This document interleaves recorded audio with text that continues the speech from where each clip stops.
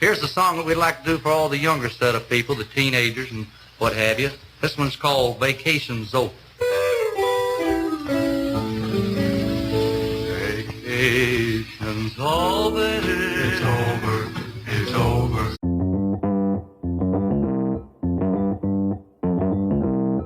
Live from Joe's mom's basement, it's the Stacking Benjamin Show.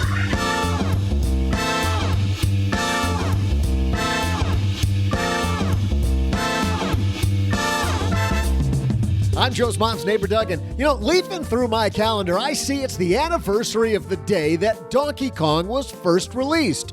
How about that? I love games, and on today's show, we'll feature a new game show. From Orange is the New Black, let's say hello to the host and creator of the student loan payoff game show on Tru TV, Paid Off with Michael Torpey. It's Michael Torpey. And from StudentDebtCrisis.com, Natalia Abrams. But that's not all. We'll feature headlines ripped from the news. I'll share an amazing trivia question, and we'll throw out the Haven Lifeline and answer the money question of a lucky listener from the mailbag. And now, two guys who, together, I'm telling you, they can't even get through the third level of Tetris. Joe and O-G.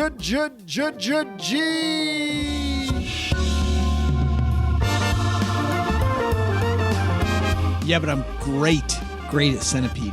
Tetris was one of those games that I used to have on my Game Boy that I never had because my dad would never let me have one. And that's why you're bad at Tetris? It's because you never had a Game Boy? Because I could never get a Game Boy, yeah. Hey, welcome to OG's First World Problems podcast. It's all Dad's fault. That's going to be like chapter 1 of your book, isn't it, when that thing finally comes out? Dad wouldn't give me a Game Boy, which explains me. Explains why I'm so bitter with so many listeners. Explains a lot of things, doesn't it? Welcome back, OG, to the show after. How was your week off? It was busier than a one-armed paper hanger. Whatever that is. Don't you know what that means? I got no idea what that means. I do know that we use the pants off of Slack. Even during our off week, we use the heck out of Slack. Thanks to Slack for supporting Stacky Benjamins. Slack, OG, if you don't know what Slack is, I mean, you're a Slacker, but you might not know Slack. I do know Slack. I love it, actually. Slack's a collaboration hub, kids, for work that makes sure the right people on your team are always in the loop. You like how, by the way, we've never included Doug on Slack. Like whenever we talk about Slack, we're like, Doug, pick up the Slack. He's no idea. No idea. He doesn't get it. Yeah. No. Right people in your team are always on the loop, and key information is always at their fingertips. You'll learn more at slack.com. By the way, I didn't think I needed Slack until I had Slack. And then it's like I finally saw the light. Where were you? I was in a whole better place. Speaking of better place, I was in a much better place when I discovered Honey. It seems like every time I shop, because all I did was just add this browser extension, but it took like 2 clicks to do.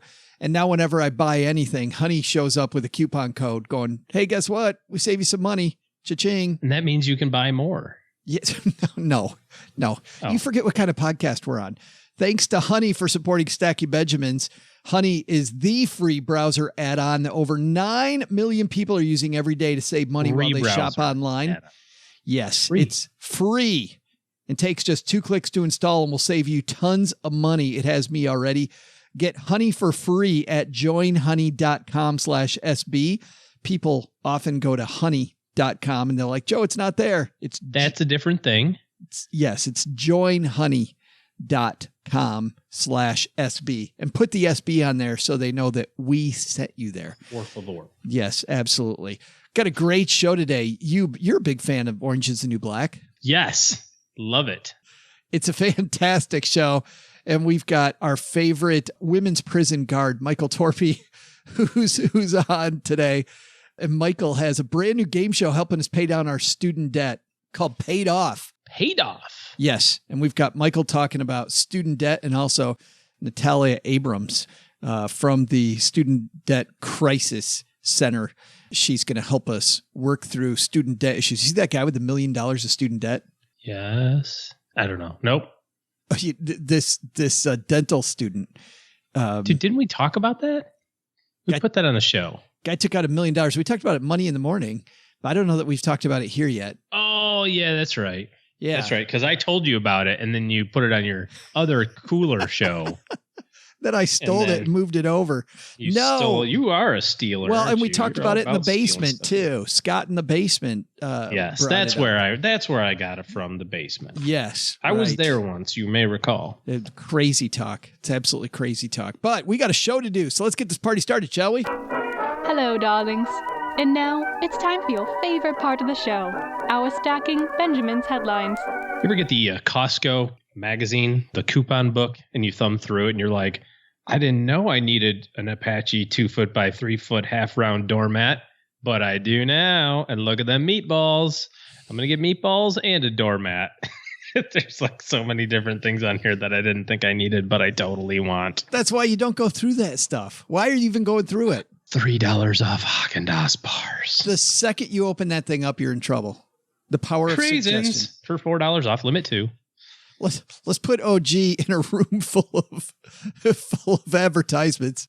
Like, thank goodness. Just see what happens. Mrs. OG doesn't let you get the Sunday paper that has that big wad of advertisements. Can't get it. It's all I'm you. limited to Costco. Know thyself. First piece comes to us from money.com. Paint your front door. This color in your home could be worth $6,000 more. Isn't it crazy? Paint your door a different color and you get $6,000 more. I love this idea, right? We always think about this is house selling and house buying season, right? Yeah.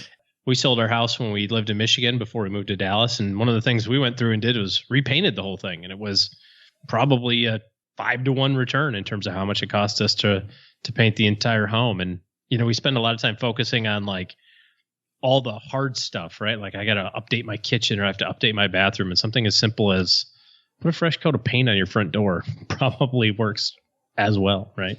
This piece says you don't need a touchscreen refrigerator, a Wi-Fi enabled thermostat, or color changing light bulbs to pump up the sale price of your home. In fact, all you need is a black door. That's according to online real estate database Zillow, which released an analysis Wednesday after examining some 135,000 photos from listings across the U.S. since 2010. Zillow found that on average, houses with black or charcoal gray front doors sold for as much as $6,271 more than expected. Quote, for a seller, painting a front door is one of the least expensive home prep projects, but also one that can have a powerful impact on a home's sale price. Zillow design expert Carrie Kelly said in a news release, while cool neutral wall colors like tan and light blue are still popular, we're seeing a notable shift in home design where pops of color, particularly in darker hues of blue and gray, even black, are becoming increasingly popular. It may sound emo, but painting your front door black is actually a tried and true way of increasing home value.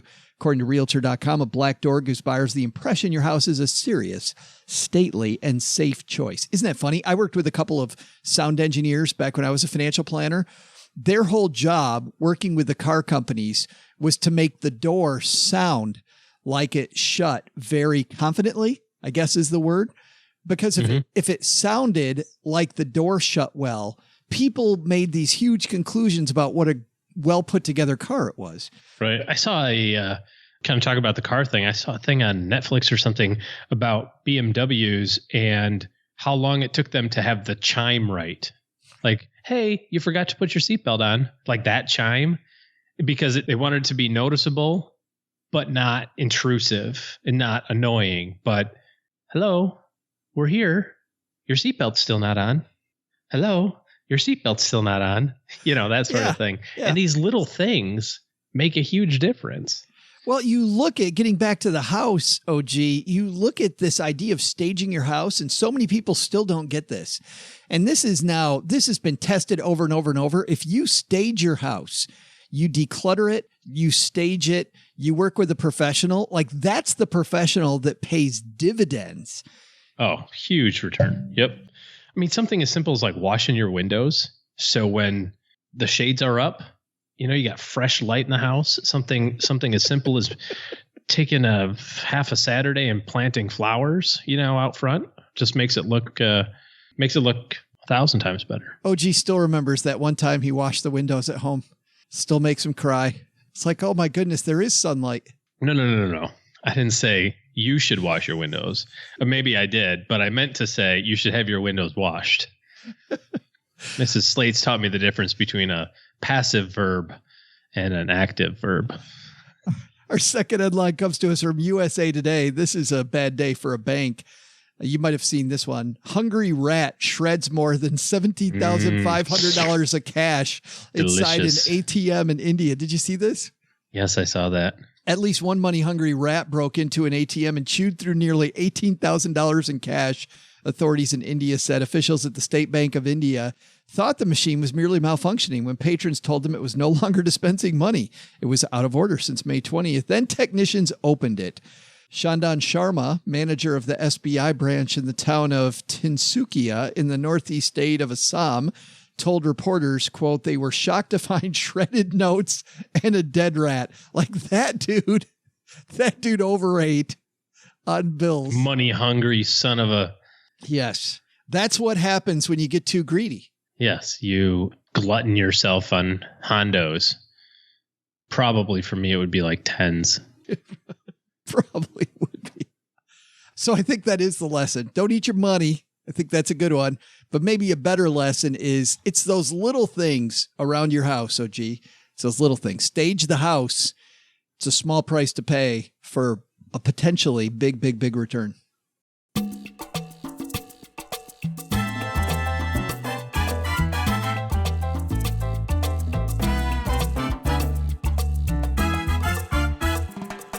Upstairs Talking to Mom, the creator of the new show, Paid Off with Michael Torpey, is here. Guess who that is? Guess who the host and creator of Paid Off with Michael Torpey would be? I'm going to go first name Michael.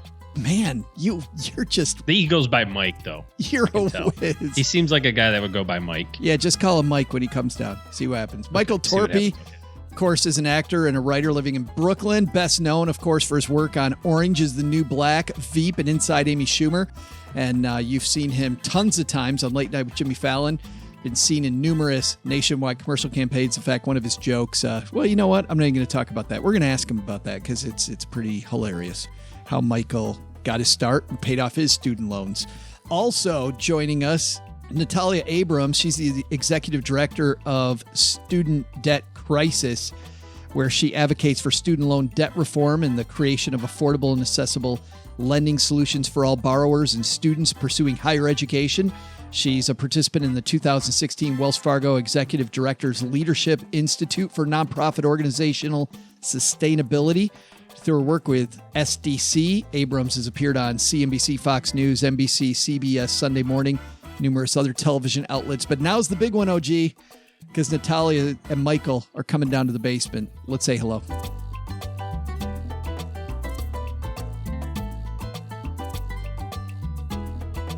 Michael and Natalia, how are you guys? Great, Joe. Doing great, Joe. Thanks for having us. Well, Michael, I love your story. We'll start with you. You personally struggled with student loans. You know, it's a story about my family, really. You know, I was very fortunate. When I was looking at colleges, my parents said, go out, get into the best school you can get into. We'll figure out how to pay for it. And that's what they did. They took out a second line of equity on their home, and they paid for my college education. So I was really ignorant of the world of student debt, and that's why I was free enough to do something as stupid as be a theater major. So I didn't know about it until I met my wife. My wife owed around $40,000 when we met. She was making it work. She was hustling, babysitting, you know, doing all the things you got to do when you're balancing your monthly payments plus your rent plus cost of living. And we got to a point where I had just booked like my first large commercial campaign in my career, and I finally had some money in my savings account, and we decided to just write a check and wipe out her debt. As soon as we put them in the envelope, my wife started crying, and I felt ashamed that I didn't understand what a big deal it was for her. Just how emotional it was. Absolutely. I mean, it's this invisible burden that affects every decision you make all day. Everything from, are we going to take a vacation this year, to, can I get a second cup of coffee this afternoon? It affects everything. Natalia, Michael's not alone, is he? There's a ton of people feeling those same feelings.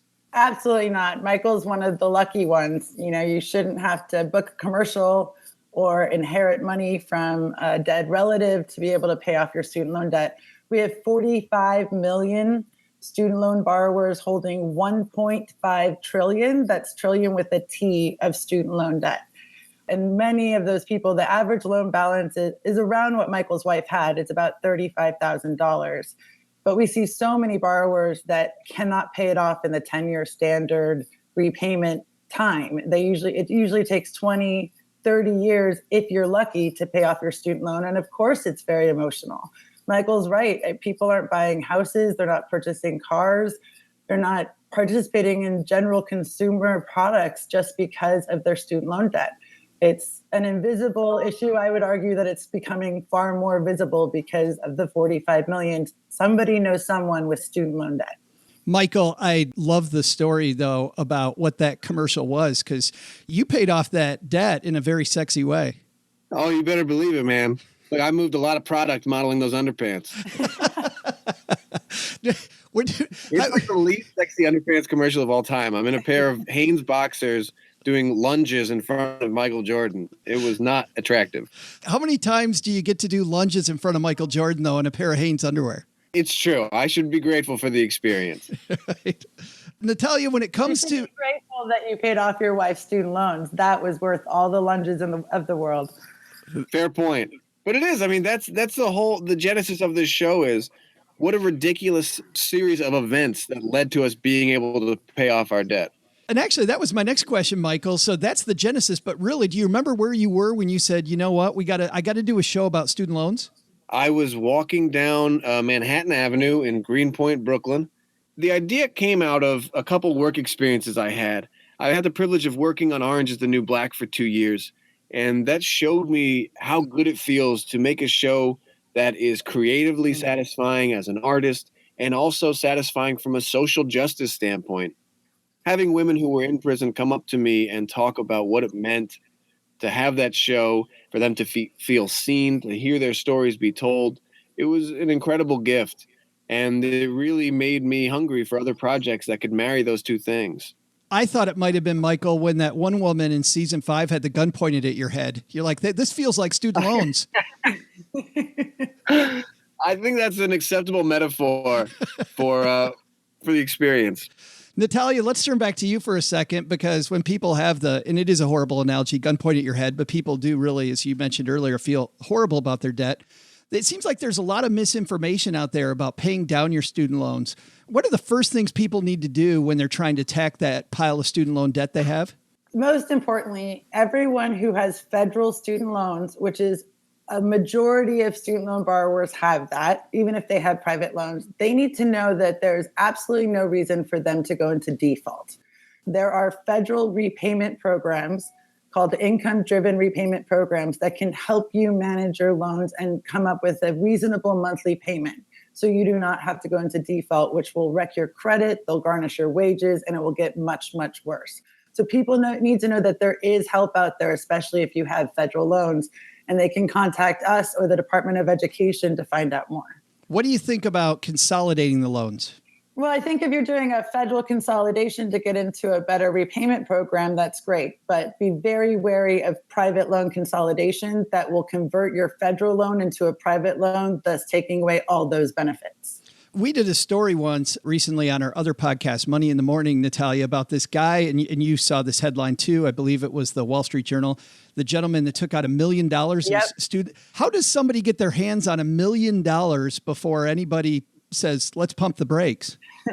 Well, I believe that this is somebody with graduate and possibly PhD school. So you need to continue on with school. And he also has a combination of federal and private loans. Federal loans max out at a certain rate, and that's why so many people need private loans.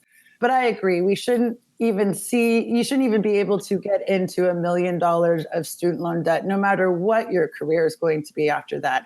We need a lot more regulation, which is why our organization fights strongly for consumer protections, which are being eroded away as we speak for student loans. Michael, let's turn to the show. So episode 1 of the show. Well, you know what? Let's listen to a little clip of the show first, and then I'll ask you some questions about how just incredibly funny the show is. Last round was about what you learned in class. This round is about life outside the lecture hall. We polled 100 recent college graduates on a wide variety of topics and assembled their top 5 responses. Person who buzzes in with the most popular answer gets $200. Madeline, you still have that I knew that. Don't forget to play it. You got it. All right. Let's see our first polling question.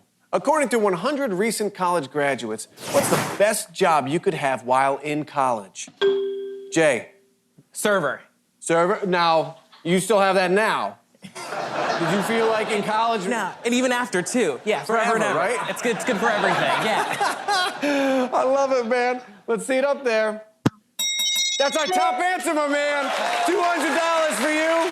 I knew that. Wait a minute. Wait. Be honest, Madeline. You knew that? I knew it. All right, you knew that. $200 for you, too, Madeline. Well played. Madeline gets money. Jay gets money. I feel like, Michael, you get a car, like you're Oprah. Yeah, I would love to be the Oprah of paying off people's student debt. That should be on my business card. Well, let's go over before we get into this clip a minute. Tell everybody about how the show works, because it's a really cool game show theme.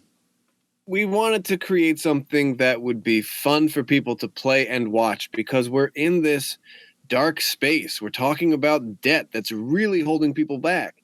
So I thought I owed it to people who came on the show to show them a good time, to have them enjoy their time on stage, and as ultimately to make sure they won some money. So everybody wins something on the show. Nobody goes home empty-handed.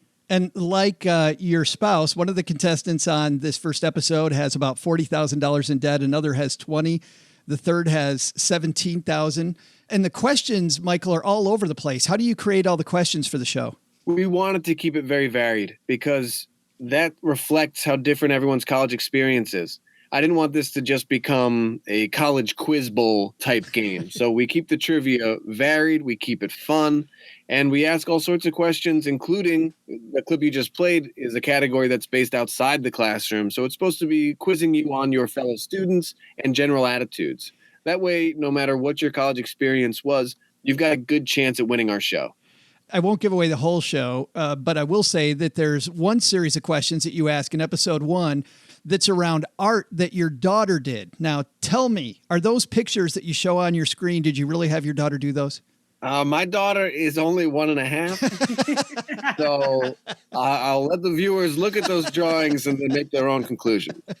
Movie magic. It's like when people ask us about the basement, the answer is yes, absolutely. Yes. Exactly. Yeah. And then another surprise. So I'm partway through the episode and you have a surprise guest come out. Are we to expect that on the show? Because I thought the dude you had who came out was incredibly hilarious. Oh, that's Dion Flynn is in that first episode. He's fantastic. We also had another hilarious comedian named Patty Harrison. She's great as well. That's right. And we have one of those segments in each episode. You know, one of the touchstones for creating this show was an old MTV game show called Remote Control that I grew up with, that our head writer Ethan Berlin grew up with, and a lot of the people that worked on this show, we all had a fondness for this old program, and we wanted to create something that had that same feeling of anything can happen, almost like the late night version of a game show. And bringing in those performers that have a strong improv background was a huge part of that. Yeah, I was kind of, at first I was like, what the hell's going on? Which was fantastic. I love that part of the show. So everybody who's on the show gets a piece of their student loans paid off. How does that work? Absolutely. Yeah. Like I said, I felt like I owed it to these people. If they were going to come on and share their stories, they needed to win something. Because ultimately the goal of the show is to raise awareness for a problem. I can't fix this thing by doing 45 million episodes of this program. I won't live that long, and that'll be it. I'll be dead before we could do that. So the show's only successful if we raise awareness, if we put faces to the crisis. Well, how much of the crisis, Michael, do you think is thinking ahead of time before school? Like you talked about, you were a theater major. Your parents did what they thought was right, which was, hey, we want to support our kids, right? But when it comes to getting into debt, there's this cost-benefit analysis I feel like people aren't thinking about very much. I understand that. I think it's a hard thing to put on an 18-year-old. Yeah. And I think there are a lot of factors that go into it also. You know, when we did an episode of the show for contestants who were the first in their families to go to college. And when you figure in the pressure when your whole family is looking at you to make this jump, I don't think cost-benefit analysis really plays in. I just wanted to add in, when we don't teach financial education in high school to expect an 18-year-old or even parents that may not have gone through the college process to think in those manners, we also shouldn't be thinking of ROI when it comes to college. I know it's super expensive, but we need to remember that education is a basic common good for all of us, and it benefits society as a whole if we have a more educated society. So we need to look more to how do we make college debt-free? How do we work on forgiving or getting rid of some of these older debts and not putting the onus on an 18-year-old when the colleges and the government know so much more? What do we do then, Natalia? Do we hold colleges then more responsible to say, no, you can't take out that much debt? Or do we cap the amount that colleges can raise their tuition by every year? I'm sure there's no easy answer, but you must have a few solutions. Yeah, I mean, we need to understand that it's colleges, it's the federal government. There's many bad actors that are creating the student debt crisis. I think we need to move to a more debt-free college system. We are seeing that at the community college level and the state level. I live in California. We now have free community college, and we're moving towards debt-free college. That means that no one should graduate with a lifetime of debt. It doesn't necessarily mean free college for everyone. And we need to cap the interest on the loans. You know, it goes crazy. You can have a 7-8% interest and then go into a forbearance and see it compound and capitalize and just blow up.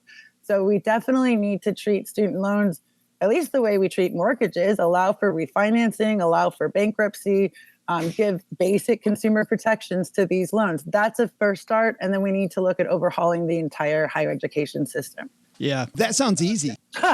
Yeah, been working on it for years. But, you know, I would say with shows like Michael's, and one of the things I love about Michael's show is while it's lighthearted, there's a lot of care to the student loan borrower. It seems that Michael truly understands what we've all been going through for so many years. And so I like that there's a lot of heart along with the lightheartedness. And I've never seen any game show bring attention to any big issue, let alone student debt. So I just thank you, Michael, from all the 45 million student loan borrowers. We're so grateful to have a show focused not only on student loan debt, but activism as well.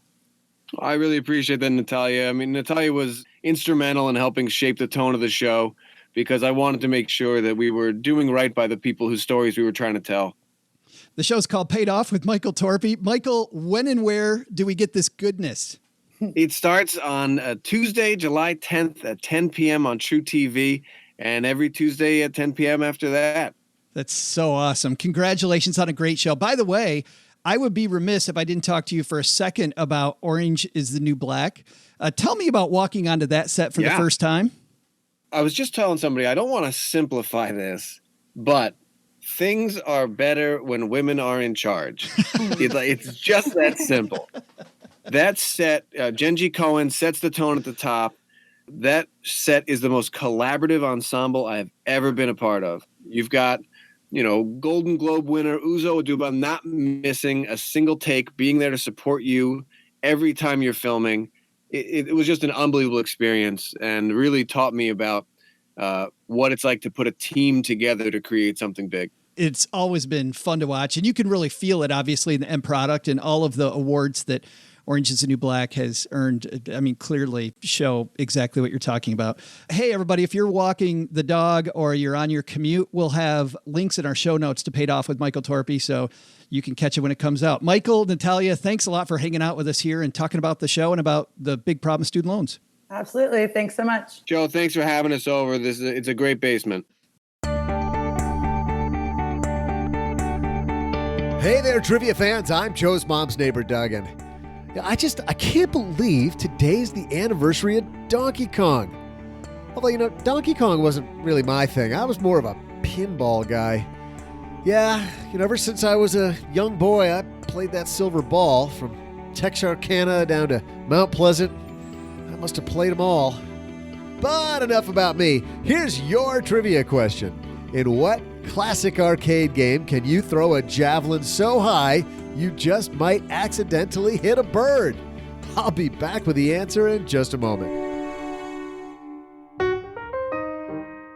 When you shop online, do you suddenly turn into a tab hoarder, loading dozens and dozens of new tabs into your browser in search of a promo code, just one that works? Afraid to close any of them in fear of missing out on a deal? Before you crash your browser yet again, try Honey. Honey's the free browser add-on that over 9 million people are using every day to save money while they shop online. When I use Honey, it's It's really neat. I always forget that it's there. Then I get to checkout. Honey automatically applies the best coupon at the store. Super easy. In 2 clicks, you add Honey to any browser for free. Then you shop like you normally do. Honey scans and tests millions of coupons in the background, and then at checkout, it just automatically, bam, applies the best coupon. Time Magazine calls Honey basically free money, and I've got to agree. Over 9 million people use Honey every day, and together, they've saved millions of dollars. There's no reason not to add Honey to your browser today. It's free, takes 2 clicks to install, and it'll save you tons of money. Get Honey for free at joinhoney.com/SB. I thought it was honey.com, but it's not. It's joinhoney.com/SB. That's 2 words, joinhoney.com/SB to start saving money with Honey today. Here at Stacky Benjamins, we use Slack every day for the entire team. Slack is a collaboration hub for work, whatever kind of work you do. Even if you don't make podcasts, Slack is a fantastic way to communicate. With Slack, the right people in your team are kept in the loop, and the information that they need, it's always at their fingertips. Teamwork on Slack happens in channels, letting you organize conversations and information around projects, offices, and teams. And because everything you need to work is in one place, it's faster and easier to get things done. What's cool is I'm part of 2 different teams. I, of course, have the Stacky Benjamins team, but then I'm also a part of the FinCon team doing podcast for them. And we communicate using Slack, and it's easy to toggle from one team to the other. So if you're even working with multiple teams, Slack makes it super easy to get work done. With Slack, your team's better connected. Find out more at slack.com. You can reduce email and streamline all communication because Slack connects all the tools and services you need in one place. It allows you to organize your team with real-time messaging, video or voice calls, group file sharing, searchable archives.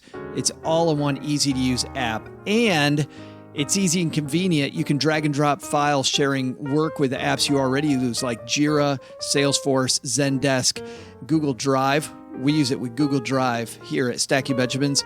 Plus, you can tailor Slack to your work with more than 1,000 apps. There's also the mobile app, iOS and Android. It all syncs seamlessly. You can always pick up where you left off no matter where you are. Slack, where work happens. Learn more at slack.com. That's slack.com.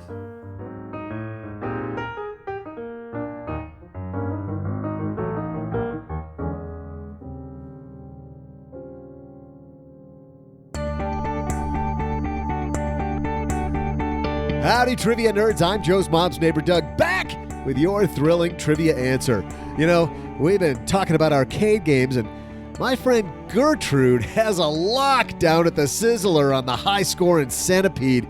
That woman is a Centipede wizard. Yeah, I haven't seen anything like her in any amusement hall.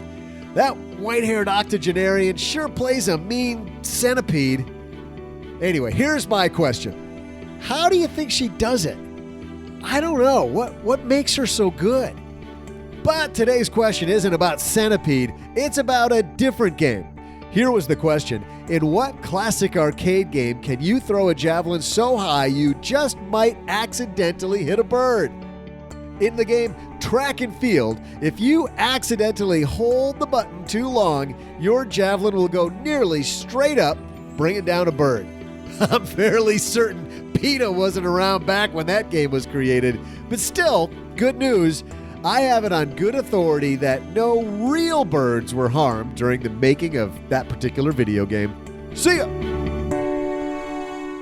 Did you play Track and Field back in the day? I don't think so. You can even get that game for the Xbox, which I totally did. Oh, yeah? Yeah, and I played it, guess how many times? Like twice.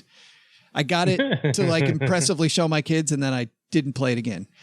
But Yeah, we talked that happens. We talked a couple months ago about going to Fayetteville and went to that classic arcade, and Cheryl and I stood and played Track and Field for a long time. Super fun video game.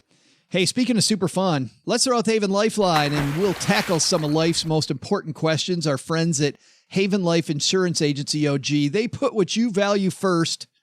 Front door paint, obviously, and my Costco thing here of $4.50 off Pringles. You got to buy 36 packs of Pringles, but at least you get $4 off. You got to buy a pallet of Pringles. So good, though. It's your loved ones and your time. But hey, what fun is time if you don't have time with your loved one and Pringles? Pringles, yeah. Pringles, if you want to sponsor the show, Joe at stackingbenjamins.com. But it's why Haven Life made buying quality term insurance actually simple, OG. Head to stackingbenjamins.com/Haven Life now to get a free quote. Go ahead and do it. There's a pause button. This is important enough that the basement can wait for you. We're okay. Go get your life insurance done. Cool thing is you don't have to wait several weeks for a decision, and they have lovely customer support over there. Love our friends over at Haven Life. And we also love it when we get questions to the Haven Life line. And today, let's help out our new BFF, Kurt. Hey, Kurt. Hey, Joe and OG. I really want one of those Greatest Money Show on Earth t-shirts. So here's my question. I remember OG talking about the investment banker that he tried to be in one of his first jobs. Well, I was one of those bankers for a short amount of time. Didn't really last long. I didn't realize how sales-oriented being in a bank is. So, my question is, I'm 23, and I really enjoy helping people make savvy financial decisions. Is working as a financial advisor always about the sales? What other types of careers are out there where you still have the opportunity to help people financially? Thanks. Hey, Kurt. Thanks for calling. If nothing else, you get a free t-shirt out of the deal. So not too shabby. You know, financial planning work is, unfortunately, at the very beginning of it, a sales type role because it's marketing, right? You have to convince people that you're there to help them. What I mean by the beginning part of it is at the beginning part of the relationship. It doesn't matter if you're having a conversation with your first client ever or the 1,000th person you've ever talked to.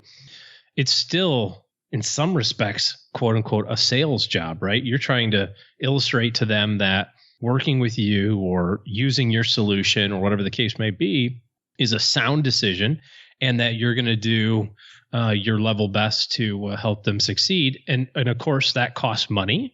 And so now what are you doing? You're trying to convince somebody to write you a check against the benefits that you can provide. So at its core, I guess our work is a sales job, but really you could say that's kind of the same thing for just about any job is quote unquote a sales job. That's what I was thinking. At 23 years old, I think the best strategy for you, Kurt, is to realize that sales is a part of everything. If you're selling your friends on what restaurant to go to, sales is yeah, you're talking to your boss about getting a pay raise. What are you doing? You're saying, hey, look at all these cool things I do for you. Here's the pros and cons, and here's what I'm offering. So, gosh, almost everything is a sales type role. I think the bad rap that sometimes professionals get in our field is that to make money early, because charging asset-based fees and, it takes a while to have a business that's big enough to support that. A lot of times people start out in the product sales side of things, because if I have a client that invests $300,000 with our firm, roughly we generate $250 a month of revenue, right? That's great. Well, if that's your first client and rent's due next Tuesday, $250 doesn't go very far. So now you contrast that to somebody who's going to sell a product, right? A mutual fund for a commission or something like that, or an annuity, and they're going to get 6% of that $300,000, investment. So now they get $18,000. Well, now you only have to do that 3 or 4 times a year to keep the lights on.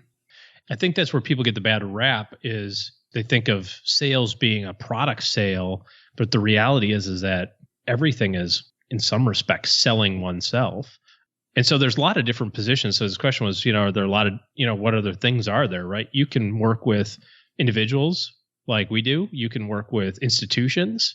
You can work with super wealthy business owners. You can work with advisors. So you could be on the institutional side of things, working with advisors saying, hey, here are some tools that you might want to incorporate into your business. There's all the fintech stuff that's going on, right? I had a guy who was my right-hand man who was great at financial planning named Todd. Todd was fantastic. He knew every bit as much as me about financial planning.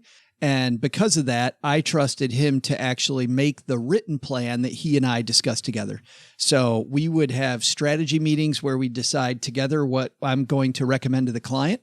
And then he would take it and do all the background research, put the numbers together, come back to me with analysis. I'd say, hey, let's take a look at this. Let's look at this. He would go look at those things for me. You can be that person, then you're not in sales. I'll tell you the issue there.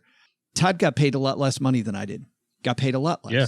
And I think that even though there's nothing wrong with taking Todd's approach, and I love that, if you are 23 years old, I would personally try to learn very quickly that sales is not what a lot of people think it is.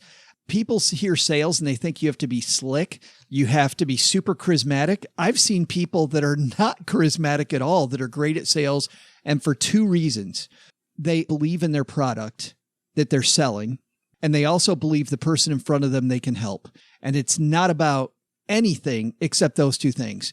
And when you have a product you believe in and a person in front of you think you can help with that product, you're not really selling as much as you're explaining exactly what the person's missing out on for themselves. You're introducing a concept to them that's something that's going to improve the value of their life. And listen, Kurt, if you're great at financial planning and you believe in helping people that are not as educated in that area as you are, then the selling is going to take care of itself. Yeah, I agree. Good stuff. Thanks for the question, Kurt.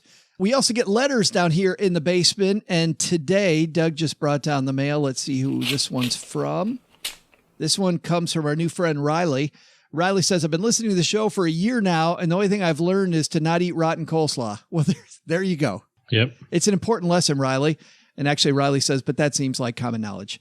My question is regarding savings. I'm single, 27 years old, make a decent income and able to save around $50,000 a year. I don't have any debt, and I've got about $8,000 in savings and $15,000 in S&P 500 exchange traded fund and other investments.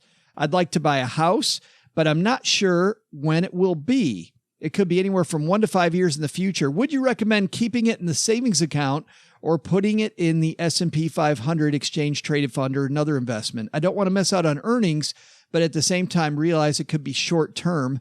What would you do? Thanks for the question, Riley. House goal 1 to 5 years out, OG. Definitely not going to be stocks, right? Volatility is going to be too much unless you're okay with that 1 to 5 years being 5 to 10. If right now you can say, I'd like to do it in the next 5 years, probably, but if I get to that 5-year number and I need another 5 because a market didn't want to perform the way that I wanted it to, we're in a recession or something in 5 years from now, and you're like, I'm cool with kicking it another 5, then I would be okay with it. But you're just taking too much risk otherwise in that too short a period of time. That fear of missing out is a really strong thing, especially when you see the market doing really well the last several years. I like using the cash account. I might use treasuries or a bond fund. Joe's favorite's the Ginnie Mae funds, he's going to say in a second. But that's more along the lines if you've got 5. I won't use a Ginnie Mae on a 1 or 2. No. 3 to 5, is fixed income. It's all about when you need the money, and that's the trade-off. The trade-off is you've got to be okay with the volatility not doing the thing you want it to do, right? Like it can go down. And if you're like, I'm okay with that because I can put in 5 and maybe in 5 years from now have 7, you can also have 2, so I think what you gotta be thinking about. Yeah, I think our best advice then, Riley, is to do a place like Magnify Money. If you go to stackingbenjamins.com/magnify money, it'll just link right there and look for the highest yielding money market that you find there. Money markets and savings accounts, look there and you'll find. Now, that's not going to make you huge money, but your chance of loss on an FDIC insured savings account, nothing. Yeah. And interest rates are trending up. So if you're in something that's going to participate with that, raise your rate CDs, stuff like that, you might be able to have a little bit extra return. Spike it just a little. Thanks for the question, Riley. Hey, you got a question for the show? Head to stackingbenjamins.com, and at the top of the page, you'll see the questions tab. Click that, and it'll show you all the ways to interface with us. Thanks to Kurt for calling the Haven Lifeline today. Thanks to Riley for the letter. Thanks to everybody, by the way, who also has left us a review of the podcast. We get some crazy reviews, and Mom puts these on the fridge. And I have to tell you, we've gotten some doozies. This review comes from Cracked Out on Trivia. It says, informational but hilarious. Great show, and I love the experience they bring. It's refreshing to have some humor because finance can get dull sometimes, but the advice and information they share is on point. Love the stories and perspectives they bring. Thanks for that review. Mom's putting that baby on the fridge.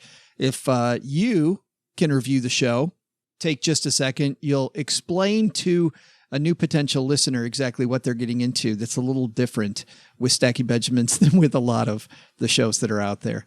Last is, if you're somebody who's looking at getting serious about your financial plan, OG's taking clients. So head to stackingbenjamins.com/letter O, letter G.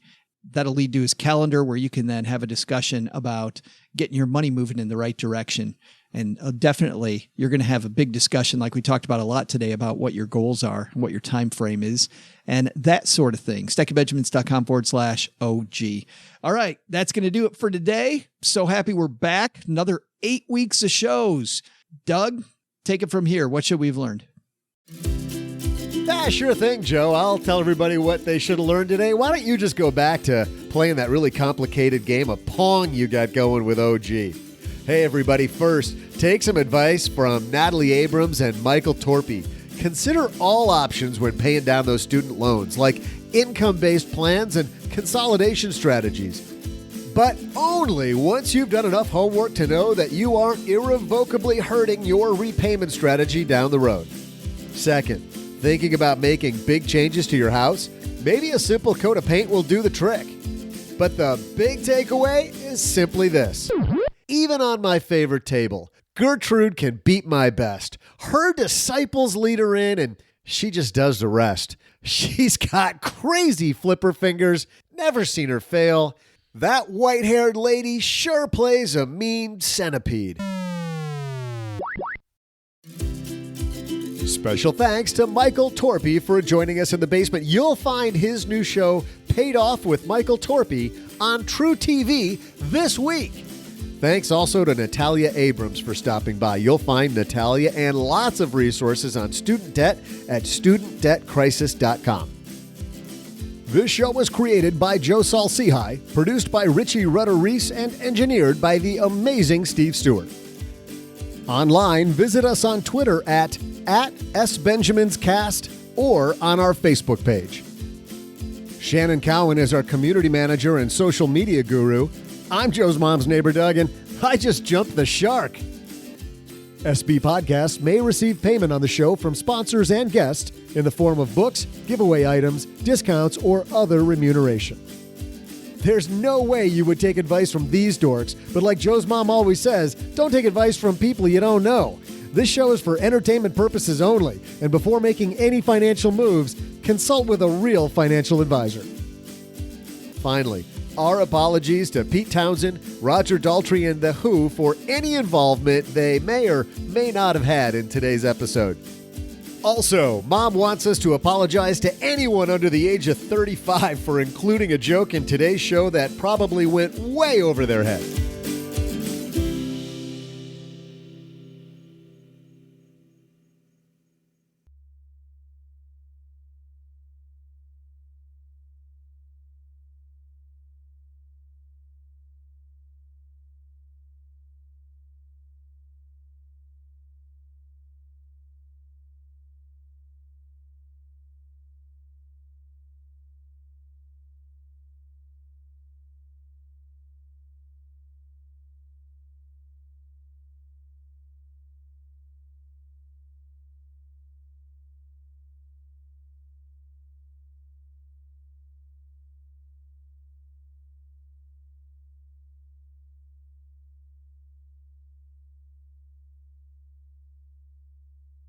Welcome to the after show.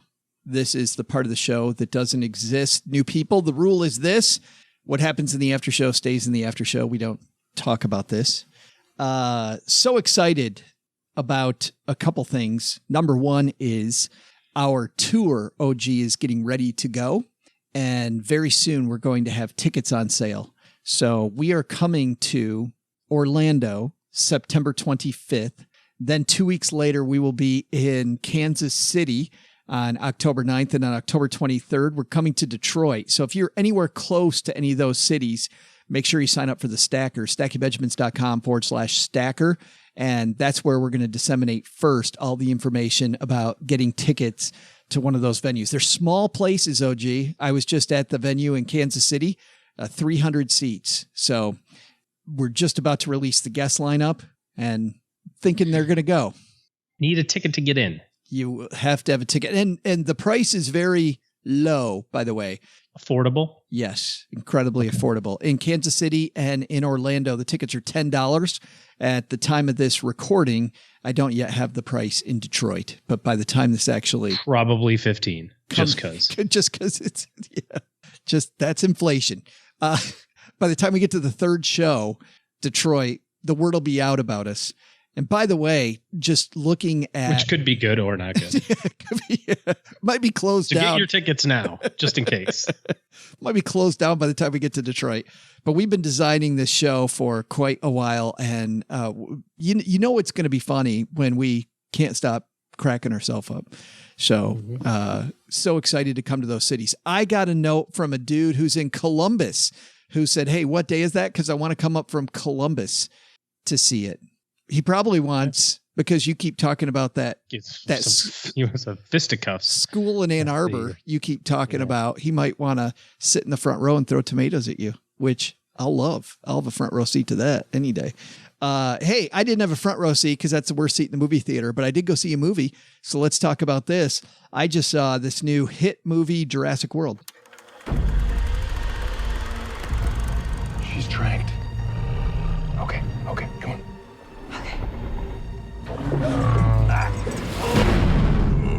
Are you okay? I'm okay.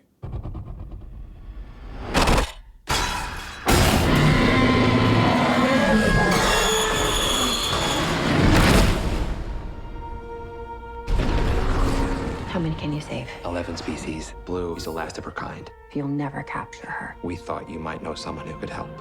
A rescue op? What could go wrong? Hey, Blue. You know me. Come with me. You know you can't stay here. Pack your men up right now.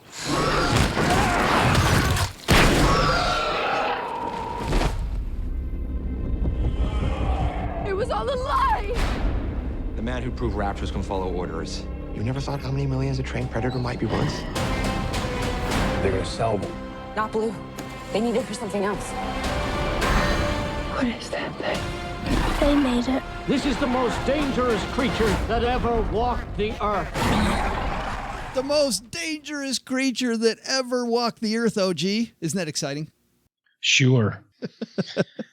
I already heard my brother's review on this, so I'm kind of curious yours. Well, Jurassic World came out just a few weeks ago and actually got big box office acclaim. Before it came out, the big talk online was how evenly critics were divided.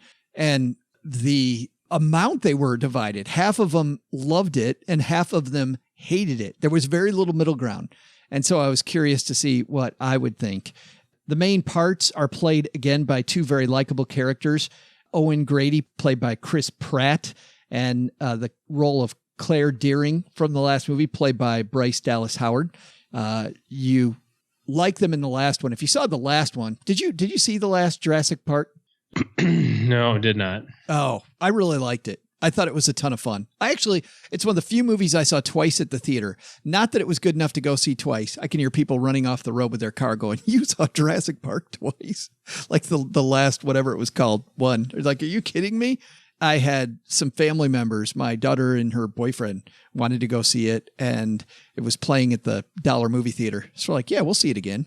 It's funny because even the second time seeing it, I jumped out of my seat a few times, even when I knew that stuff was coming. And by the way, this time I'm sitting next to Cheryl in the theater. Dude next to me on the other side cracked up when I screamed like bloody murder at the beginning of the movie when there's this little bit scary part. Not incredibly scary. The movie theater was full of people. I think I'm the only one that screamed. So go Joe. And then then later on, Cheryl said something. She was talking to the movie out loud, like really loud. And I had to nudge her, and she couldn't believe that she was doing that. So we got into the film. Film doesn't feel very long. It's action after action after action, but it's very telling that when you watch that trailer, they pretty much tell you all about what the movie's about, because the actual story doesn't flippin' matter. You know ahead of time, if you listen to that trailer, that they go in to rescue these dinosaurs, and then the bad guy turns out that he doesn't really care about rescuing dinosaurs. He's got this whole other thing going on where he's creating this master dinosaur. You know what? I told you all of that, and it's irrelevant because this movie is just about the dinosaur ride. It's about the jump scares. It's about, can they do it? And of course, you know, they can do it because it's Jurassic Park, right? They do it every stinking movie. So you sit down, you buckle up. It's absolutely dumb. The writing is dumb. The plot is lame. I had a good time. Not a great movie. Yep. Steak Brothers said, shut your brain off and get a big thing of popcorn. And it's totally like, oh, scary dinosaur. Yes. Ooh, yes. Scary dinosaur. Scary dinosaur. And it feels like they knew that when they were making it, because there's no surprises. Everything is color by numbers. It's just complete paint by numbers. Ooh, he's about to get eaten. Nope. Here comes another big dinosaur. Ooh. Drink my slushie. It's like my roommate in college used to love watching those Claude Van Damme movies. And those Steven Seagal movies. And he would tell me, he'd go, I still do. Well, and he had a Navy Cross in one of them. Right. I'd ask him. Such a badass. I'd ask him, I'd say, what's different than the last one? I remember one of them, it was like a bookmark. He used the nation's second highest award. As a bookmark. As a bookmark. It's just, you know, I got this. I was doing the stuff with the guys and they gave me one of these, but didn't have a bookmark for my book. So there it is. So I'm going to put my Navy Cross there. I would ask I saw Incredibles 2. Which I think is better. Well, hold on. Let's finish this discussion, then we'll get on to Incredibles 2. No, because I keep trying to tell you that I would ask my roommate, whose name is also Joe. I'd ask him, I'd say, Joe, what the hell's different about this one than the last one? He'd say nothing. That's the point. I don't want it to be different. I want to see him beat up more bad guys. Steven Seagal kicking ass. Yeah. That's exactly what this is. But you saw Incredibles 2. Incredibles 2, yep. Totally freaked out about the photosensitivity warning because I do get a little bit of the headache thing. Do you really? Yeah. So I'd heard about it and then I saw the warning at the beginning and I'm like, oh, great. But thankfully it's super telegraphed, right? Like once you figure out what the plot of the movie is, you go, okay, yeah, I know when this is going to happen pretty much. And so I just kind of put my head down and figured there was a fight scene of some kind that I missed, but no big deal. Kids loved it. I thought it was pretty freaking good. You know, I like the very beginning where they talk about like it takes 14 years to make this because, you know, it takes forever. I did too. So for people wondering what we're talking about, at the beginning of the movie, before they play the movie, they have the people that are voicing the main characters, Craig T. Nelson, Holly Hunter, some of the other people, talk about Pete Docter, some of the people from Pixar. They talk about, hey, it took us a long time to make it because there's a lot of love that we put into this. Yeah, which I thought was really cool. It really felt like friends telling you, enjoy our art project, right? Yes. And how did you like the little pre-movie, the little short movie? Watched about 5 seconds of it and went, this is a great time to go get more popcorn. Really? I loved it. I thought it was fantastic. Yeah. My kids said it was great. I went with the boys, so they watched it. I was like, yeah, that's right. I wanted to get more popcorn. And now I can do that because I don't have to miss any of the real movie that I paid for. So yeah. Did you find, and by overall, the movie was great. Well, I said this, that it wasn't a rip, but I did find it got slow a little bit in the middle. It just kind of slowed to a sludge for maybe 10 minutes, 15 minutes in the middle. Did you find that? No, pretty telegraphy, like what was going to happen, which, I guess you knew. Maybe that's why I thought it got slow, because I'm like, okay, the next 15 minutes are kind of predictable. Like, I'm like, okay, I kind of know where we're going here. Yeah. I do like the message, though, which I thought was kind of funny. Like the bad guy's name was pretty funny.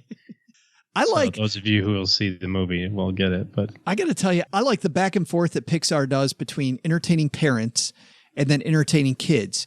So they have this kind of scene about mom going to work and dad becoming a stay-at-home dad and him struggling to be a stay-at-home dad and her struggling with her new job, which is not going to be interesting to a 5-year-old, but it's going to be interesting to parents. And then they get to Jack and a raccoon. And they have that, which is totally aimed at the 5-year-old. Like they keep toggling back and forth, adult, kid. Just great timing there. Well-paced story. Yeah, it was good. Good movie. Sad that it took him 15 years to come up with number 2. We'll see if it takes him another 15 for number 3, but it was probably better than Jurassic Park. And I didn't see Jurassic Park, so. It was way better than Jurassic Park. Although Jurassic Park was fun, and it was exactly what I thought it was going to be. So if you want to see dinosaurs fight against each other and against humans, go see it.